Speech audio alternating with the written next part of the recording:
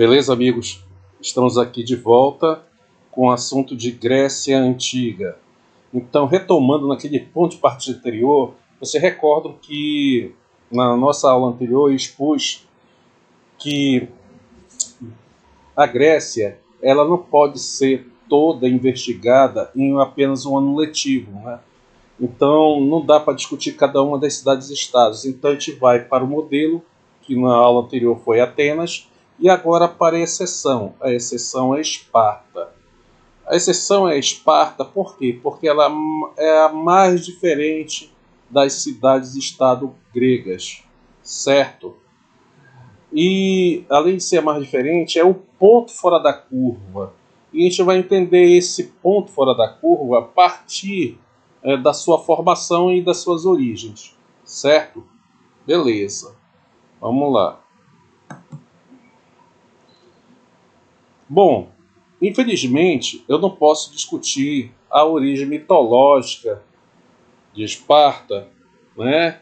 Mas em termos,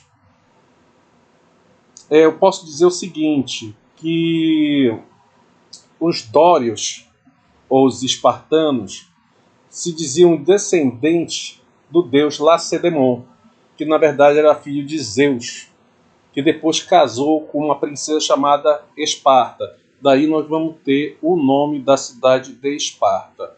Mas para nós entendermos a origem científica, antropológica, arqueológica, ou melhor, histórica de Esparta, nós temos que ir para o nosso ponto de partida, né, da parte da formação do povo grego, certo? Então, durante o processo de formação do povo grego, já nos tempos pré-homéricos, nós vamos lembrar que, a rigor, quatro tribos se destacaram na formação do povo grego. Haviam mais tribos? Haviam, mas essas quatro foram as que mais se destacaram, que foram os aqueus, né, que chegaram primeiro à Península Balcânica e formaram a civilização aqueia, que depois se tornou creto-micênica, certo? Depois vieram jônios, justamente aqui Atenas, os atenienses eram descendentes de jônios, os eólios, certo? Que aqui eu não vou discutir, né, porque não é relevante para o assunto do Enem. E os dórios, que não são nossos personagens de hoje, né, nossos protagonistas, nossos sujeitos históricos, certo? Vamos lá. Então, só que, diferentemente das outras tribos, né, que ocuparam a Península Balcânica, os dórios eles dominavam uma arte que é a arte da guerra, a arte militar. Por quê? Porque os dórios eram povos nômades. E vocês vão recordar nas aulas anteriores que povos nômades geralmente são o quê?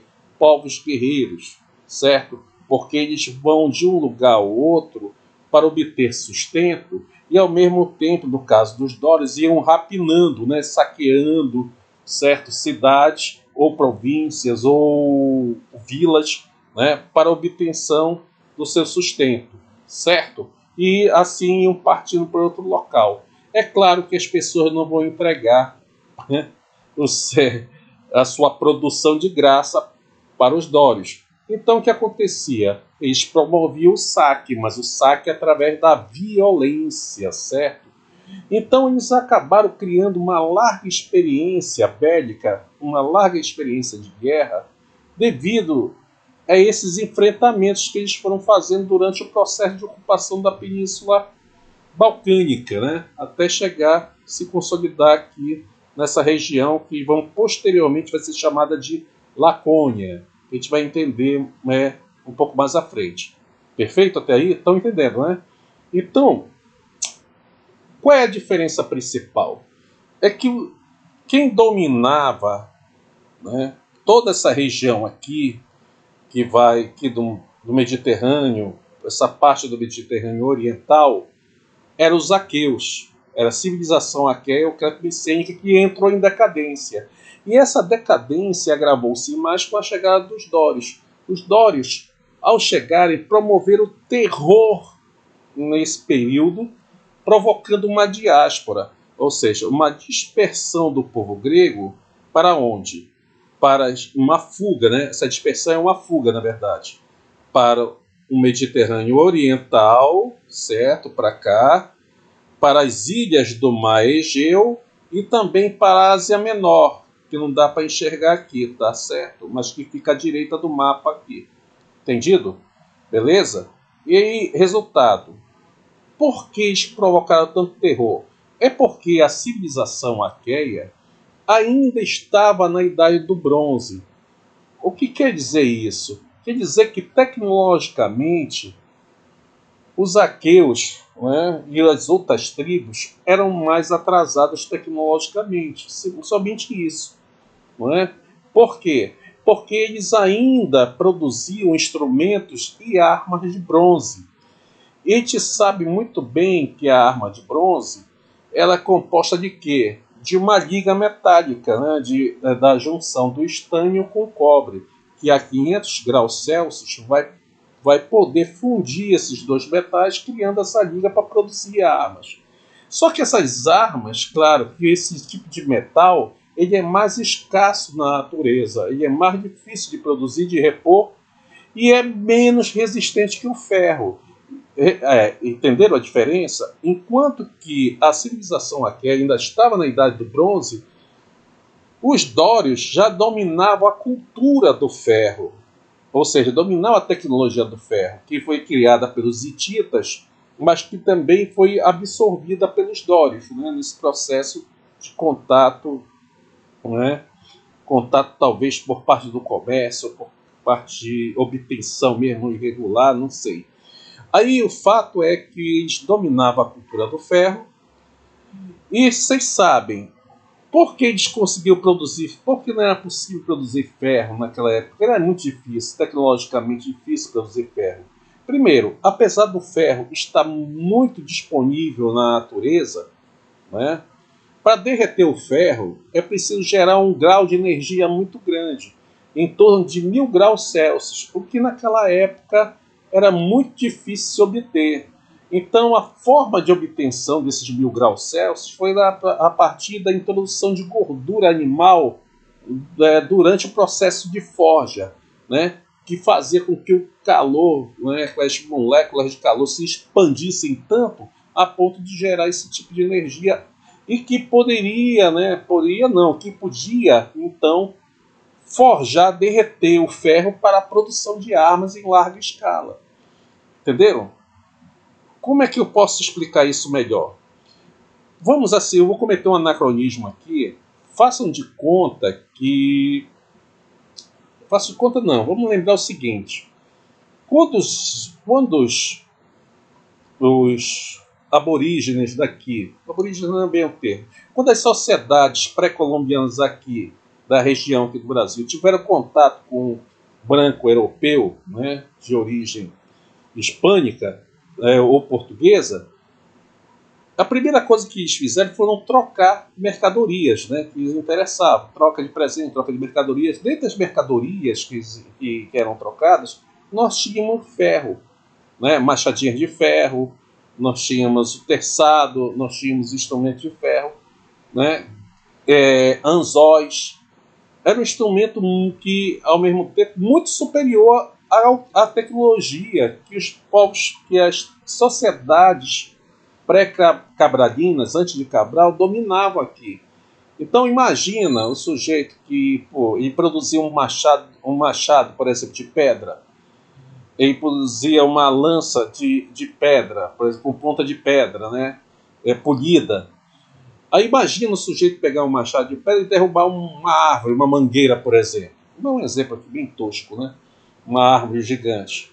Ia levar muito tempo, a gente não faz ideia, mas ia dar muito trabalho. Agora dá um machado de metal para ele derrubar. É num instante que ele faz isso. Então, para eles, aquilo é um grande avanço tecnológico, entendeu? Então, que eles aceitavam um presente. Então, no caso do... Aí, retomando aqui.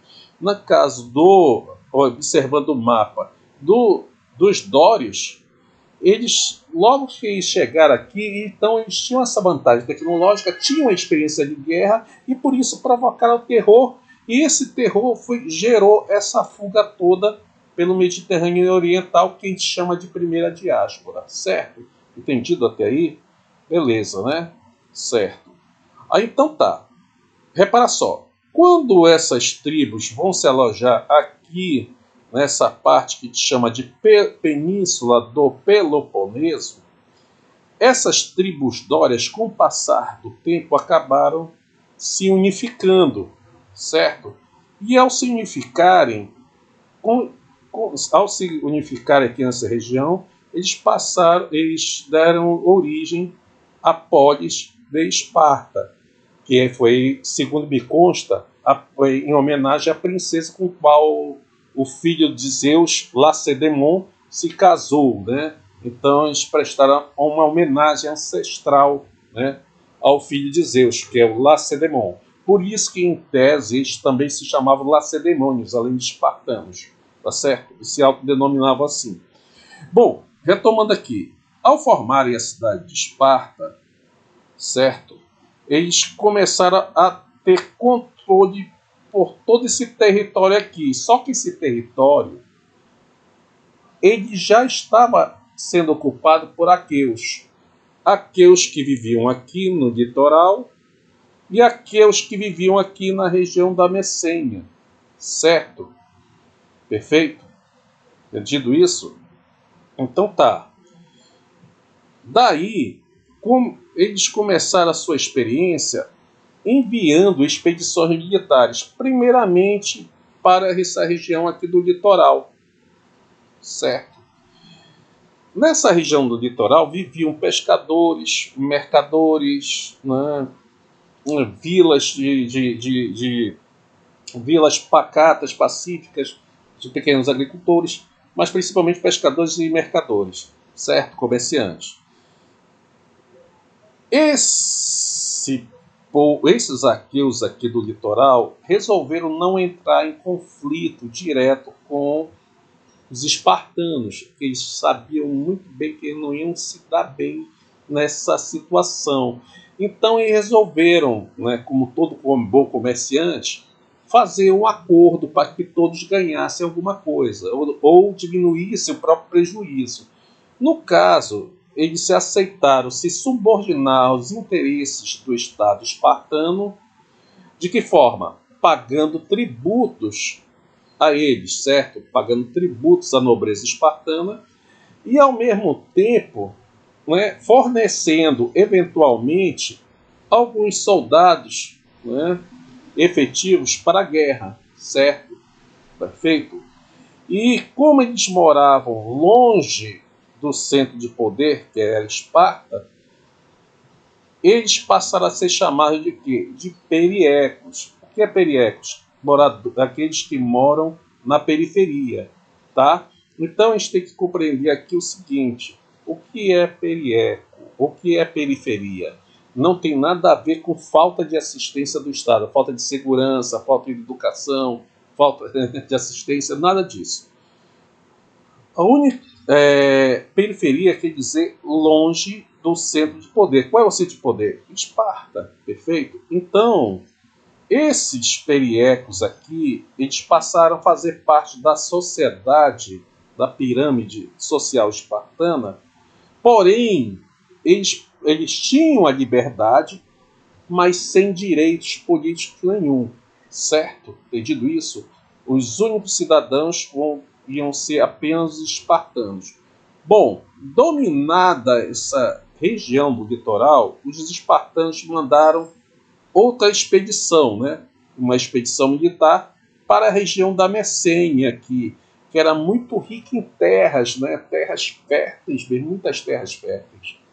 Então, a gente vai perceber que esses aqueus aqui da Messênia, os messênios, eles dominavam mais a agricultura, claro, né? Então eles tinham uma tendência a ser mais um povo pacífico. Então, quando os espartanos chegaram lá para impor né, à sua vontade, às suas medidas, os messênios reagiram contrariando os interesses dos espartanos aqui. Entendido isso?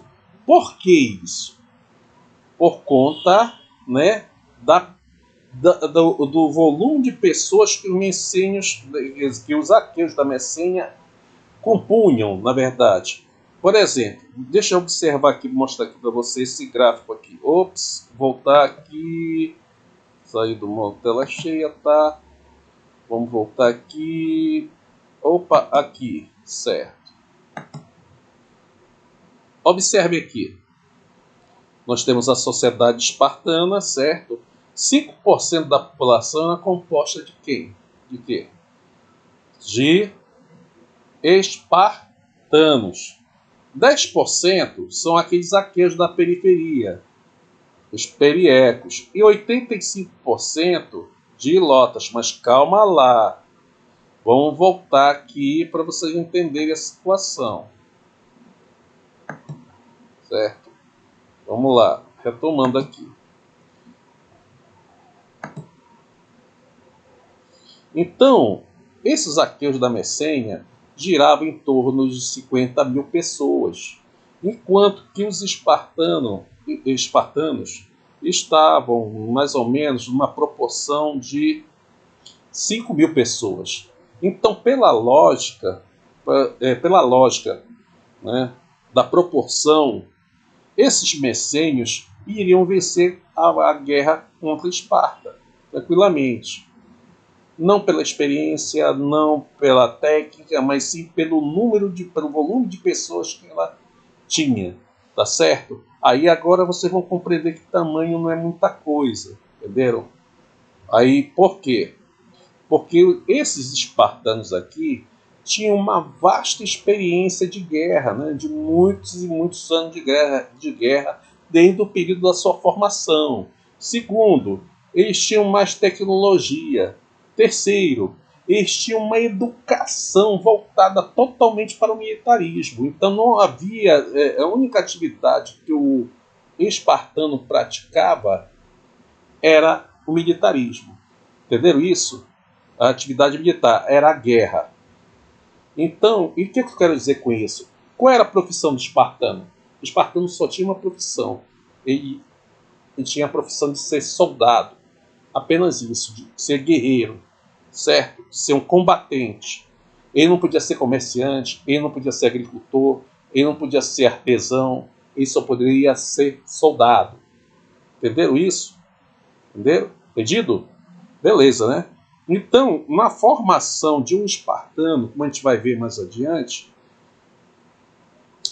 e um indivíduo, um espartano sozinho, ele conseguia dar conta de 4 a 6 ou até 7 pessoas de uma vez só em combate. Então, após 10 anos de conflito entre a Messênia e Esparta, os espartanos massacraram a resistência dos aqueus da Messênia e eles perderam a sua liberdade, certo? Os que restaram perderam a sua liberdade. Resultado, aqueles que restaram foram escravizados, certo? Escravizados em termo. Na verdade, eles se tornaram servos do Estado. Mas dependendo da questão do Enem, eles já dizem que eram escravos, ilotas eram escravos. Então, o termo aqui aplicado para servo do Estado é ilota, certo? Então, o ilota, o que ele é? Na realidade, ele é um servo do Estado espartano. Embora no vestibular eles digam que é escravo, que significa escravo. Para mim há diferença, mas tudo bem, isso não pouco importa, certo? Com essa parte aqui, a gente finaliza a primeira parte da nossa aula, tá bem? E continuamos, né? Acho que a gente vai ter que dividir em 2 partes, talvez. Então, na próxima aula, já vou tentar finalizar a parte de Esparta aqui, para entrar na parte da educação e da cultura espartana, certo? Abraço, pessoal. Então, tá. Falou.